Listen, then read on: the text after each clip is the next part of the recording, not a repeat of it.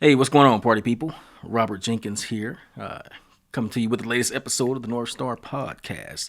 And as usual, as always, I got my homeboy out to my left, Jeff Gerlach, and we're going to talk about some pretty good stuff today, man. We're going to talk about, well, I'm going to let Jeff tell you what we're going to talk about, because he's the one that brought this article to my attention, and I think it's real deep. So let's go on and get into it, man. What Yeah, man. What you want to call it?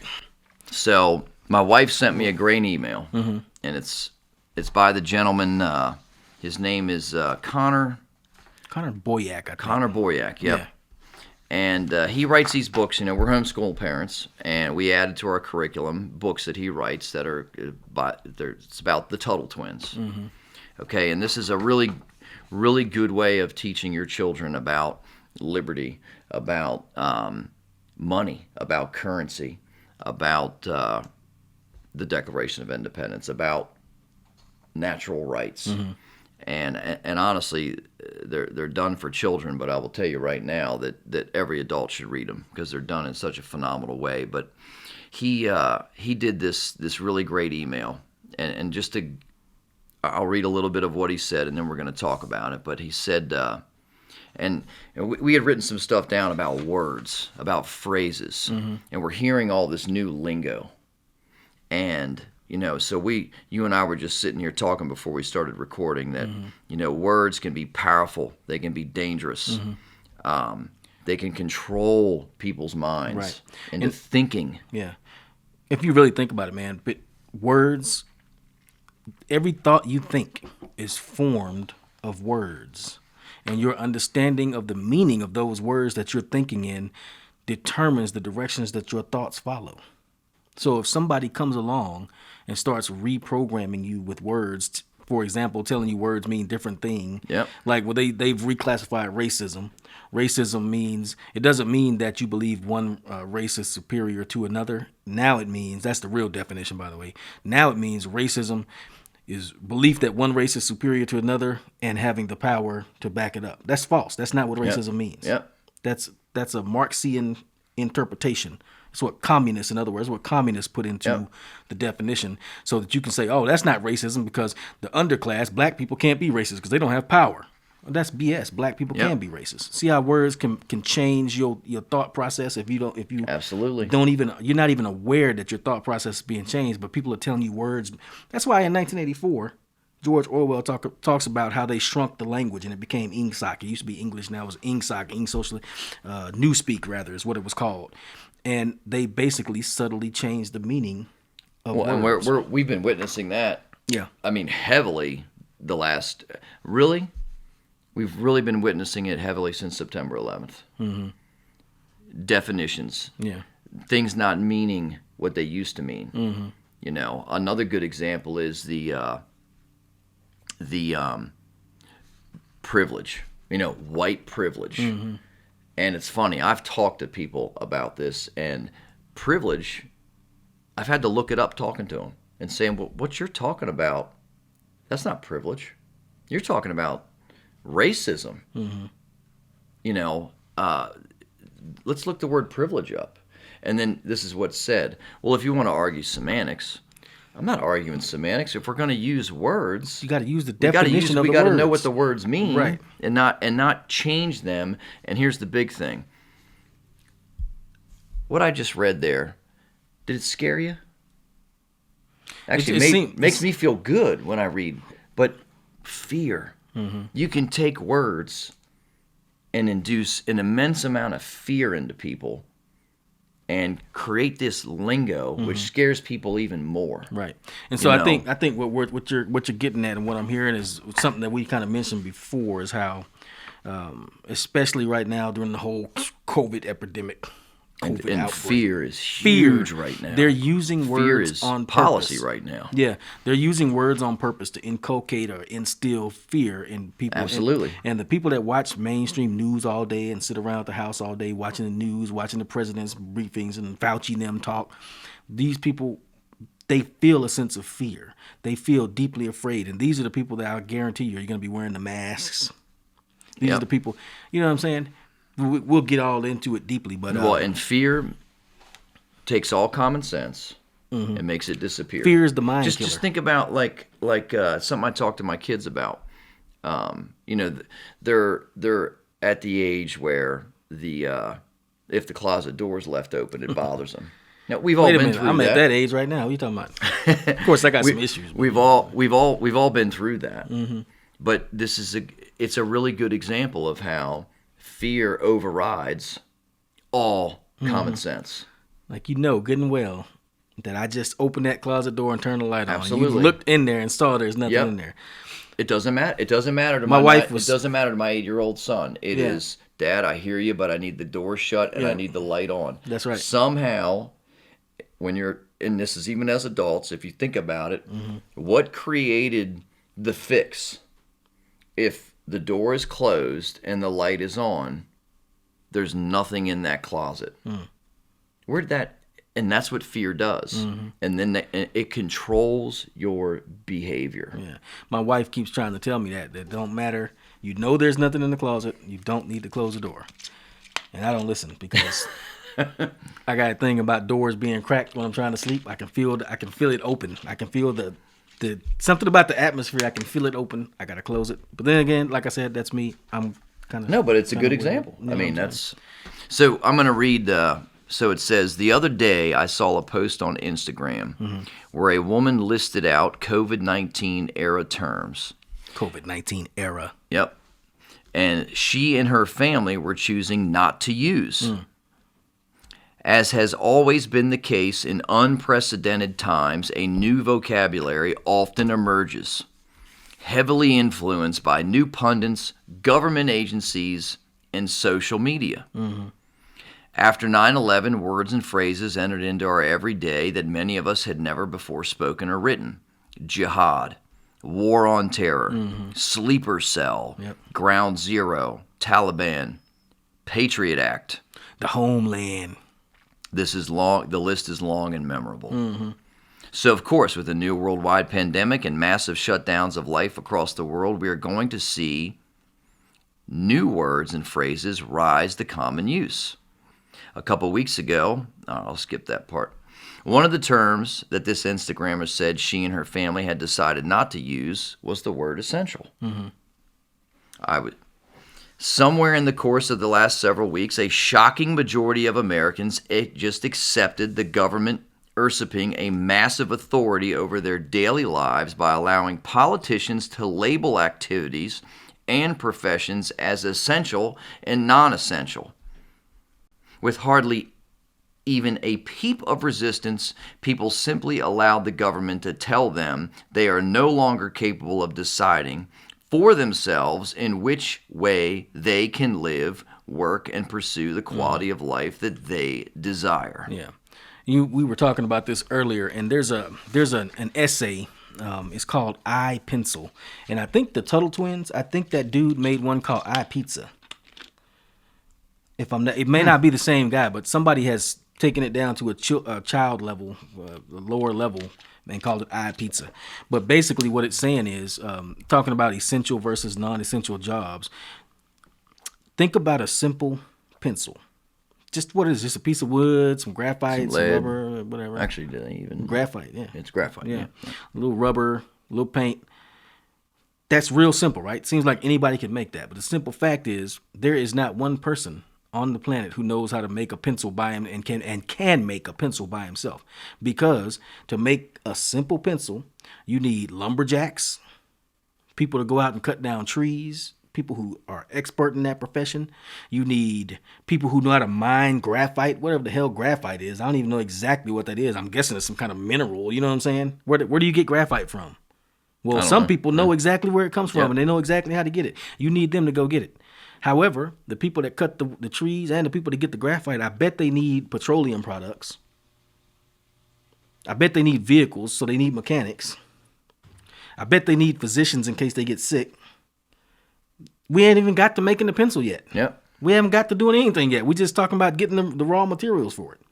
How do you make a pencil? What machine makes a pencil? Who makes that machine? What materials do they need? Do they need people that mine steel and iron and all that kind of stuff to make a machine, to make a pencil? Probably. Who draws up the plans? What do they draw it on? Paper? How you going to have a pencil without paper? Oh, they probably do it on a computer nowadays, you say. What about the computer programmer that makes the program that they draw the pencil on before they even make the pencil? Yeah. You see what I'm saying? What point in that whole long chain of things, events and professions and expertise. For one pencil. For one pencil. Nobody thinks about this stuff. At what point, who in there is non-essential? How you going to get a pencil if the dude that know how to make the pencil, that know how to make the software that helps you design a pencil, doesn't draft the software, can't go to work? How you going to get a pencil if the petroleum guys can't go to the distillery to make gas? What about to make tires for the trucks, replacement parts for the vehicles? Mechanics can't go to work. They can't fix the vehicles. Where's the pencil coming from? Who's essential and who's non-essential? So it's interesting because I think what you're getting at is exactly this. There's a picture here. Yeah. And it says, every job that puts food on the table is an essential job. Right. Every job that puts food on the table is an essential job. Mm-hmm. But we've deemed, through words, through phrases, the new norm, we hear this crap, norm. I refuse to say that because this is not the new normal unless they make it so and we accept it to be so. You know, so with the new norm comes a whole nother set of rules. Mm-hmm. Okay, so what did the great Dr. Fauci say about handshaking? It's going to be a thing of the past. Yeah. But hold on. If you meet somebody on Tinder, it's okay to have sex with them. He said that in the press conference, right? Didn't you say a reporter asked? Yeah, there's questions being asked about, is it okay to do this but not okay to do that? People, do you understand what we're doing? We're literally saying, I am not smart enough. I am not capable enough. I don't have the ability to make decisions for myself, my body, my health, my livelihood anymore. I need my government to do it for me. And look, the government that's been wrong about everything I can think of. And this is what it comes down to, and this is where I have anger, I have disappointment, because this is what it means. It means that you are literally, and you can say it all. You can go on the Facebook and you can say, I don't agree. You can do all of that. But you know what? If all you do is fall in line, then actions mean everything. Mm-hmm. You know, I had a mentor say to me one time, and I've never forgotten it. It's in my. This is one of these things that I think about all the time, and I needed a mentor at this point in my life. And he said, Jeff, you judge yourself by your intentions, while the rest of the world is going to judge you by your actions. Yep. It's not good enough to just say it. It's not good enough to say, I don't agree. We have to do something here. Mm-hmm. We have to. You know, you want to know when people are going to go back to work? You want to know when people are going to be able to go in and buy something without being afraid to be more than 6 feet? You want to know when businesses are going to open back up? When we decide they're going to open back up. Because right now, majority of our entire country has decided that the government knows better for you. Mm-hmm. Yeah. And what are you going to do when they tell you, well, you got to wear pink shoes on Friday. Yeah. You got to brush your teeth this way now. Or you got to wear a little star on your arm. Yeah. And are we just going to go along? I mean, reading the Declaration of Independence, we're watching the whole economy get destroyed. Mm-hmm. We're watching businesses disappear. We're watching people going, you know what, I'd rather sit back and collect my $1,000 and go to work. Mm-hmm. I'm completely okay with my kids just being at home and schools being canceled.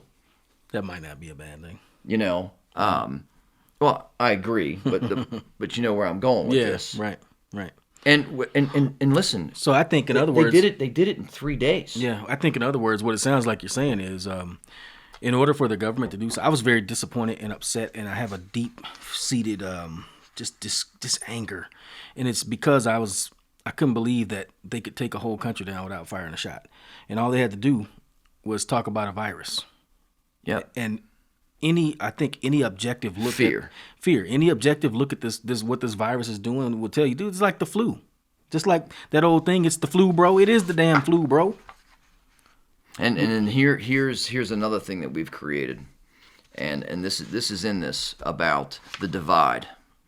Okay, so great divide has been created with those who advocate an opening up of the economy being labeled as selfish, and those who push stay home, stay safe, staying home saves lives, labeling themselves as virtuous and compassionate. How conveniently they proclaim themselves virtuous. You value money over human life, and you don't care if people die so you can get a haircut. Have become the demeaning battle cries against individuals and businesses who don't agree that their needs and livelihoods are not essential. So now, if you want to go back to work and you're fed up, you want to make your own decisions for your own life, which, by the way, I don't care. We don't need a Declaration of Independence. We don't need a Constitution. We don't need any of this. You talk about this. Yeah. You're born with these abilities. They're not given. They're not taken. You have total control over what you think and what you decide to do. Right. Okay? Yep. These are, just like you've said before, these are loose premises on our natural rights. And what we've decided to do, actually what others have decided to do, a great majority, is that they don't want that natural born right anymore. They want to let somebody else make those decisions for them. Yeah. In this article, this little email, the guy was talking about the dividing line that you're talking about. He basically breaks it down to those that run their own businesses, those who have been deemed non-essential but are not eligible for subsidies, and those who are not collecting unemployment. That's one side. The other side is those who still have jobs because they were deemed essential, those collecting unemployment, and those that are making more from unemployment than they were before they got fired, or before they're and those who run big corporations. And by the way, you think that was by accident? You think they by accident ensured a very large portion of America was going to make more money being fired than they do working? Yes. Yeah. People, there is a plan in that. There's a push for the universal basic income. They're giving us a taste of it, let people see how it works. And now you want it. They take it away, you want it. But I was going to say, that dividing line that he talks about right there, if you summarize it, it's the dividing line between makers and takers. Yep. People that work for a living and want to pay their own way and push their own weight, pull their own weight, and those that, I'd rather get paid from doing nothing. Yep. It's a disgusting feeling to know that you're getting paid, but you have not contributed anything, you have not built anything, you have not made anything, you've not supported the people that make, build, and do things. You know what I'm saying? I don't see how people can. It's not a good feeling. You're crushing self-esteem. Yeah. You don't look yourself in the mirror at the end of the day and say, I feel good about myself. Right. Because I did absolutely nothing and I got paid to do nothing. Yeah. You feel good about yourself at the end of the day because you look yourself in the mirror and you say, today I didn't lie to anybody. I didn't steal from anybody. I didn't cheat anybody. I worked hard. Yeah, I made mistakes. Always. You okay. can't help but make mistakes. But man, I put all my effort into today for my life. Right. Those are decisions and choices that I made. Nobody made them for me. And right now, everybody just seems to be happy doing none of that. I mean, listen, and I'm not part of that world. Right. And I'm not bragging. Yeah. But I'm not playing that in that part of the world. Right. One of the things that you kind of read from the article that I want to go back on, though, it's very important. He said there's a great divide that has been created, and the people on one side who push to stay home, stay safe, they label themselves as virtuous and compassionate. Well, that's the thing about whenever you get government money and power involved in things, really it's human nature to want to have a good, positive view of yourself. And as you said, if you're not working and contributing and doing something useful to yourself, your family, and society, you got to come up with something. You have to make up something to have a feeling of self-esteem and virtue. And that's where this whole thing about hate comes in. It's where you see people snitching on people and stuff like that. Yep. It makes people feel virtuous to point the finger at you and say, why don't you have a mask on? That puts them above you. That's why it's so addictive, because it's pride. Yep. It's vanity. It's false pride. I'm being on the right side, and you're a low-life scum. And I got news for you, by the way. Anytime, this is that going back to words have power. Anytime you start denigrating somebody and calling them names and saying they're lower than you and using that kind of language toward them, that's a prelude to killing them. That's what governments always do.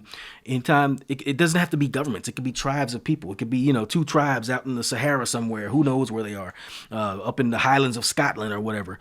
Before they start having warfare, before they make it okay for one group of people to kill another group of people, they make it okay for you to denigrate that group of people using language. That's why. We were talking about that earlier. There's Japs. Yeah. There's Gooks. The Gooks, the Huns. Yeah. All the words. Jihadis. You know what I'm saying? Yep. All the stuff. They teach us to use language. Here's another term that we use a lot that we denigrate somebody before we kill them. Fetus. It's just a fetus. Yep. Oh, wait, what? Huh?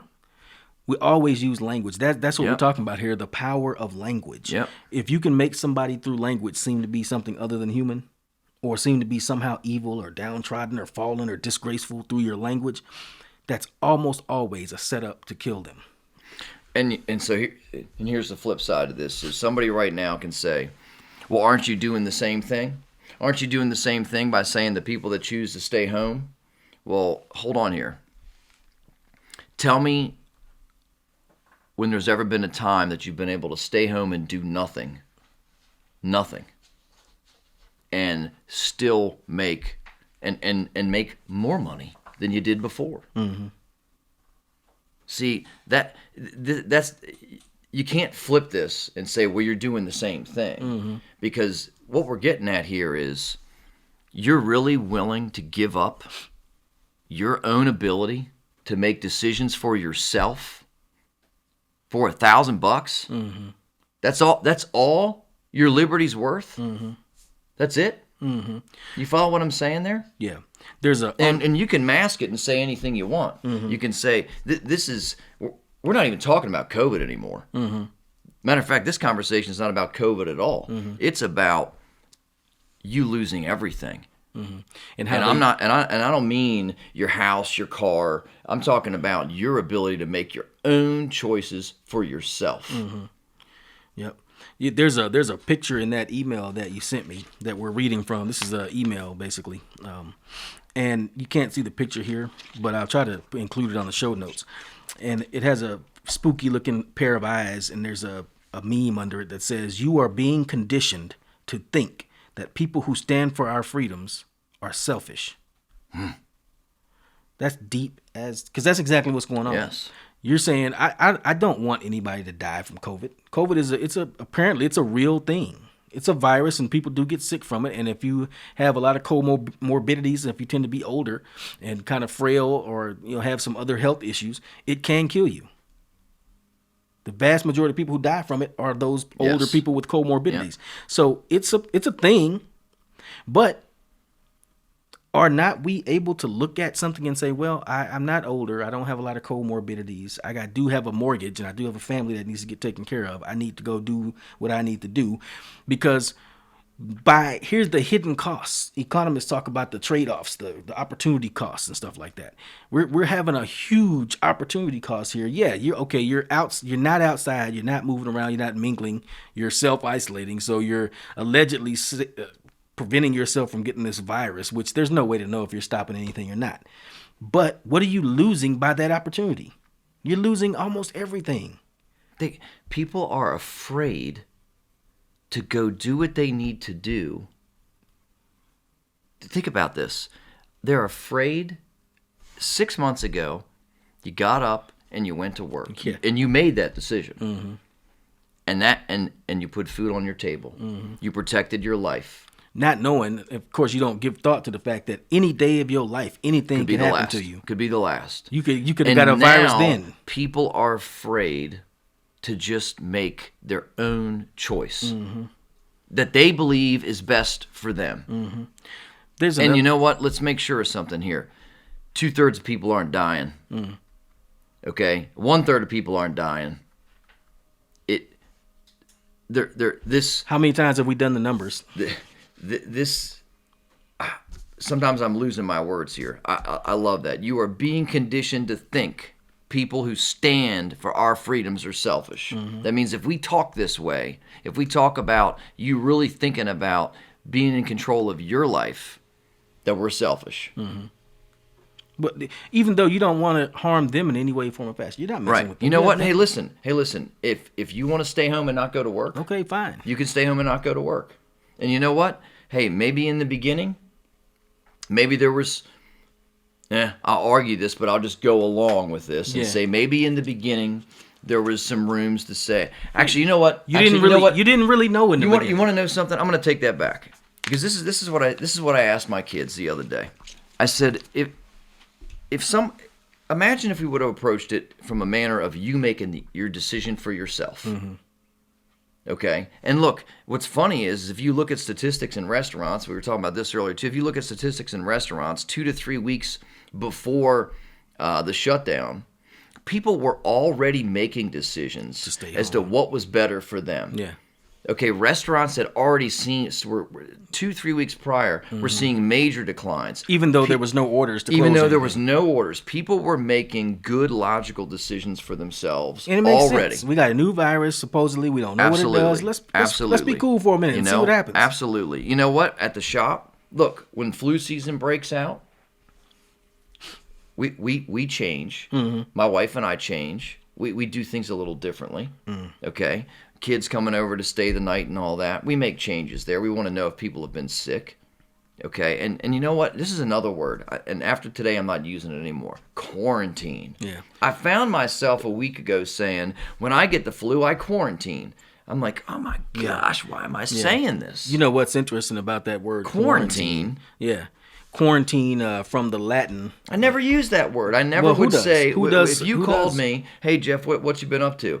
You know what, man, I got sick and I'm quarantining. Yeah. No, what I would say is, man, I've been sick. I've just been staying in my bed, staying in my bedroom, laying low, getting better. Yeah. Not quarantine. And quarantine. Here's the thing about quarantine. You look at the origin of the words, it's from the word cuarenta, which means 40. This is back in the days, all ships that were coming from foreign ports had to stay out for 40 days. To make sure they didn't have, and I don't know about all ships, but there was a point in time when they were making ships stay out 40 days. And the Latin phrase, as you know it from the Spanish, is cuarenta, which is 40. So that's cuarenta, quarantine is where it comes from.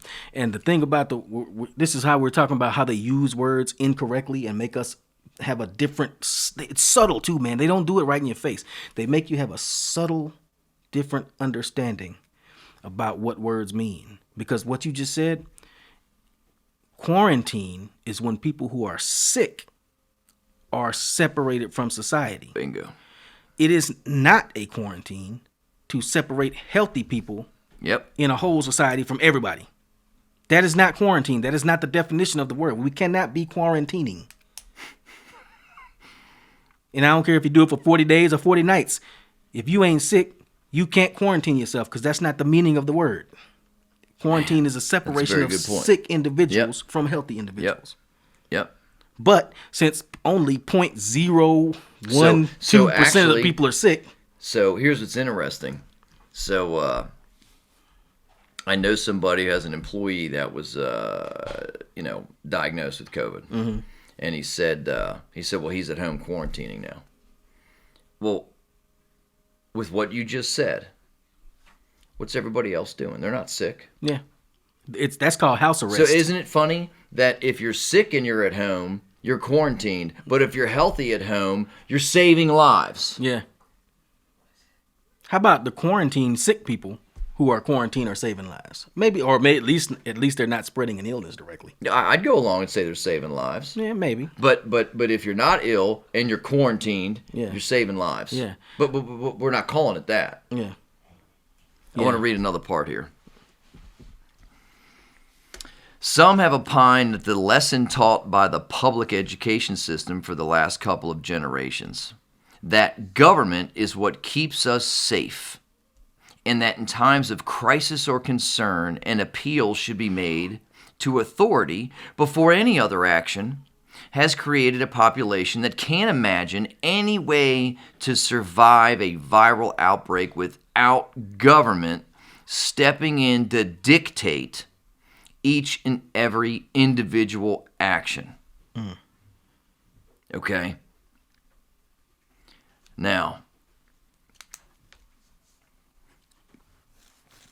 He then says, I recognize the importance of breaking the narrative that government is our savior and the virtuous bestower of our liberties. Because when we endow government with that power, whether through legislation or simply through compliance with gross authoritarian overreach, we find ourselves hard-pressed to ever take it back. Right. In other words, man, once you give up your freedom, I got a poem. I say it's a hard road to go. Once you let your freedoms go, you may never get them back.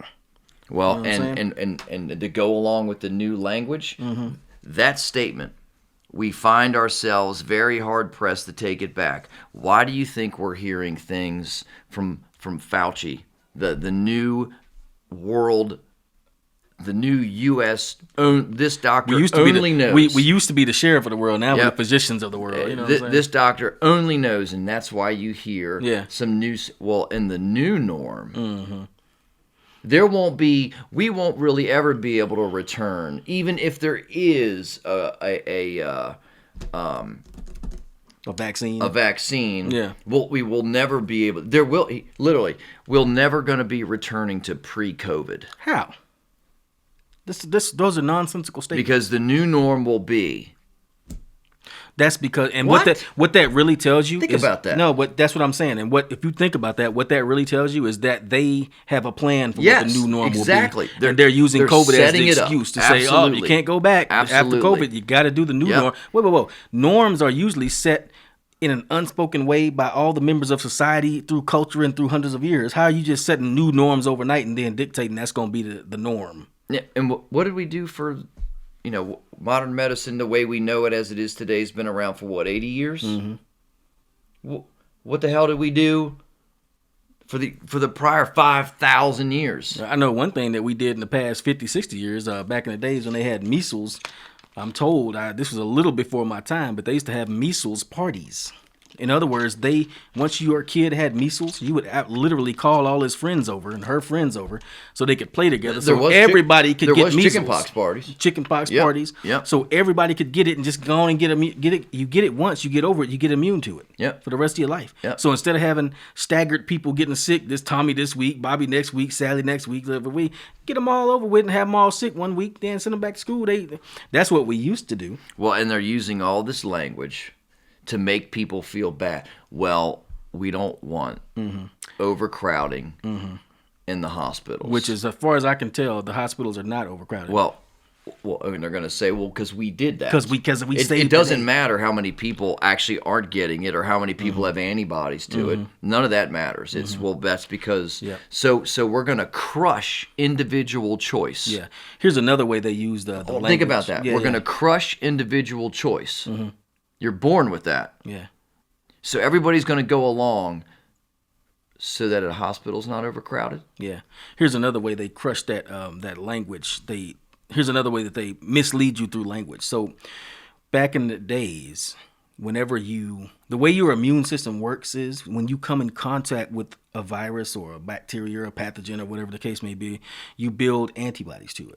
It doesn't necessarily, and when they test you with these tests, these PCR, my understanding is it checks the antibodies. You have antibodies to it, so that means you came in contact with that virus. Well, instead of saying, oh, you came in contact with it and your body dealt with it and you didn't even get sick from it and you didn't even know you came in contact with it, now they're saying we have a new case. We have people infected. Well, dude, just because you have antibodies doesn't mean you were infected with anything. And if you do have antibodies, you have to quarantine. You have to quarantine. Quarantine for what? Quarantine because you may have come in contact with something a year ago and developed some antibodies to it. You don't have a case because you have antibodies. You have a case. This is what that Swedish guy was saying. If you read that article that we did in the other podcast about how Sweden didn't lock down, the guy was saying we don't talk about cases by people who have antibodies. They have detectable levels of the virus in their body. What you talk about is, are they sick? If they're sick and they have a high case viral load, then you can say they're sick from corona. But just because you test somebody and they got a little corona in their system. Yeah, okay, so you came in contact with it and your body developed. Did you get sick? No. Yep. Okay, well, go quarantine because you're not sick. Yeah, there's at the end of this article, this little email, there was something that he said I thought was really deep, and you have to really think about it. He said, "We have allowed a standard to be set, basically," and he said our elected representatives have noticed that we have allowed this standard to be set. You're going right where I was going, man. That was the next line. He says by allowing them to tell us that this job is essential, but hers is not. Her mental health care is allowed because she chooses wine and Netflix to unwind. But his is not because he chooses sports or fishing. We didn't even fight about it. We just gave it up. We let them say that one person's form of coping is more important or better than another person's form of coping. But he goes on, he said, every activity that keeps somebody from turning to self-harm or from losing hope is essential. So you can't be talking about you can go to the liquor store and get your wine and your Netflix and chill, and that's okay. Right. But you can't go bike riding. You can't go play basketball. You can't make that choice. Yeah. And let's face it. Look, everybody's allowed it to be made for them. Mm-hmm. Yeah. And if you choose anything other than that, you're a horrible person. Yep. You're a murderer. Horrible person. You're a plague doctor. I wanted to talk about that too. That reminds me, plague doctors. Y'all ever heard of plague doctors? You ever seen them? You watch spooky movies or you see movies. It's supposed to be Halloween movies, something spooky. They're back in the days in the bubonic plague when it was rampant and killing everybody in Europe. Killed a third of the population, something like that. Killed hundreds of millions of people. That was a real plague, by the way. One of the things that they used to do is they used to make these masks, and they had the long nose and the face covering with the long nose and the hat on it. And it was mostly there's a lot of religious people and physicians that used to wear these. And as I understand it, in that nose they had garlic and other things that were known to kill germs. Oddly enough, garlic and stuff like that does work for you. I'm not a doctor. I'm not saying go take garlic and don't worry about it. So none of the overreactionaries. I eat garlic though. Well, I do too. But none of the overreactionaries out there. I don't want you said garlic will cure you. No, I didn't. I'm talking about how they used to put garlic in the nose of the plague doctor mask. But what I wanted to point out is that you know how frightening that and spooky and weird that plague doctor looks? And I'll try to show a picture of it. No, I know what you're talking about. Yeah. That right there, that's why they want us to wear masks. Because you remember when they said masks were ineffective, and it's common sense that masks would not be effective. First of all, read the thing on the mask. The N95 only goes down to a certain level of microns. It was like 3 microns or 5 microns, and it only stops up to 95% of particles of that size. The virus is way smaller than that. That's like saying, I got a tuna fish net here and tuna, big, huge fish. We're going to try to stop these. We're going to try to catch these minnows with it. Well, the minnow is going to swim right through a tuna fish net. That's what they're saying. These masks are supposed to stop you. Then that's why they did an about face on it, because they said, well, somebody got the bright idea. When you look around and you see everybody wearing masks, that reinforces the fear.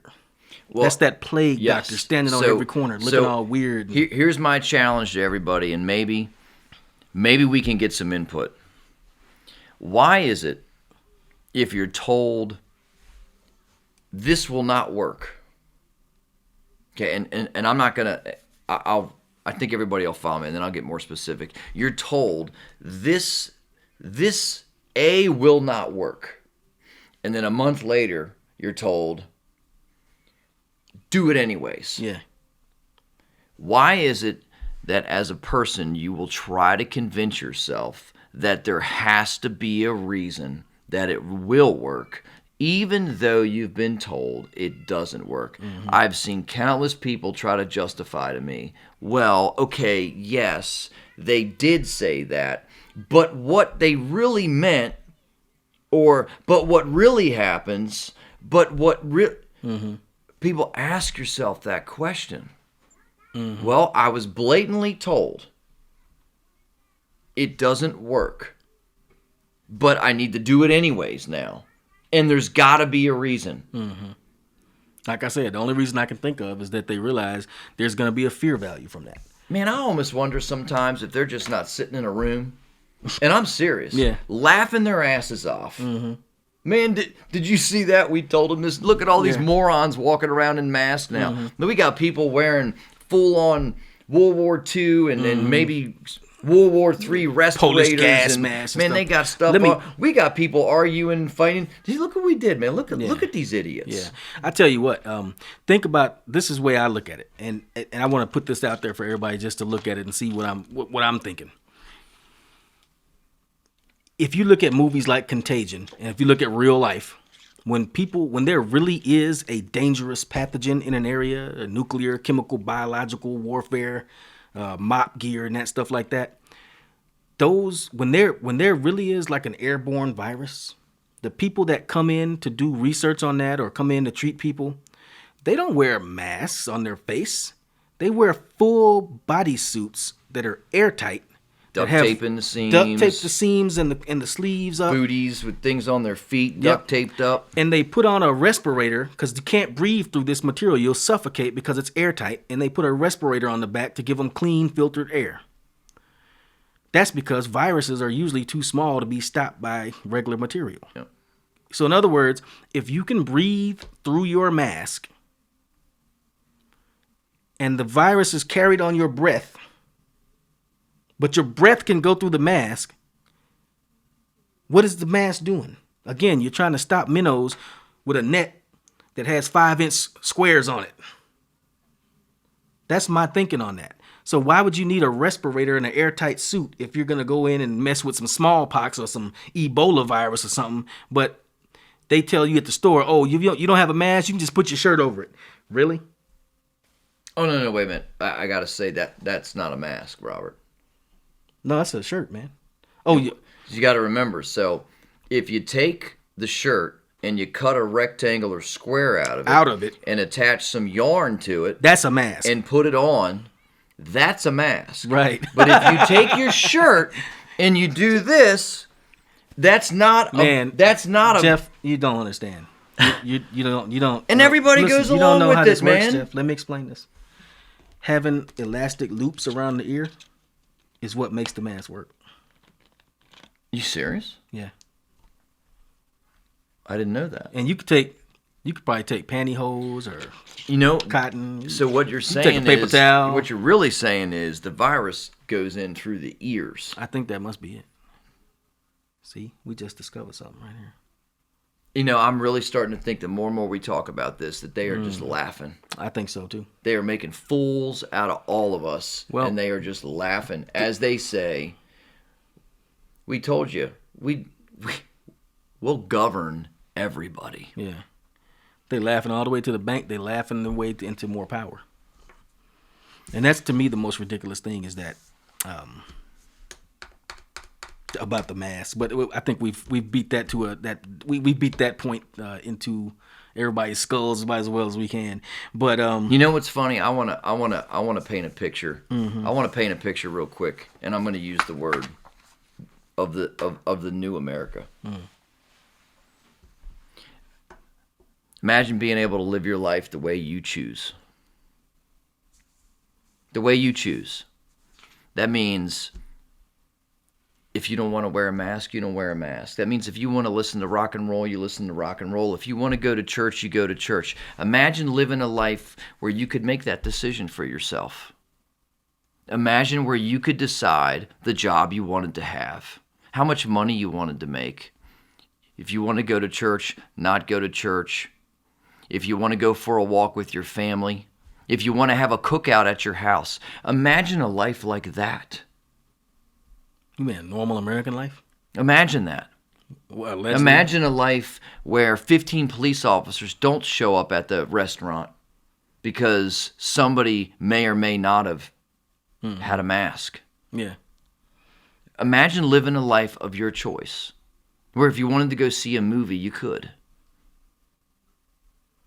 Imagine that. Because you know what? That's gone. Yeah, I say forget about John Lennon. That's the real imagine some freedom. That's what we need to be talking about. And you know what? If you think it's coming back, probably not. How could it come back? Then if they let it come back, they admit that this was all BS. And that's what I said that on purpose because I wanted you to say that. Do you understand what happens now? If they let it They let us just live our lives. Now, more importantly, if you just choose to, they can't. Because it means it's all a hoax. It's all been a lie.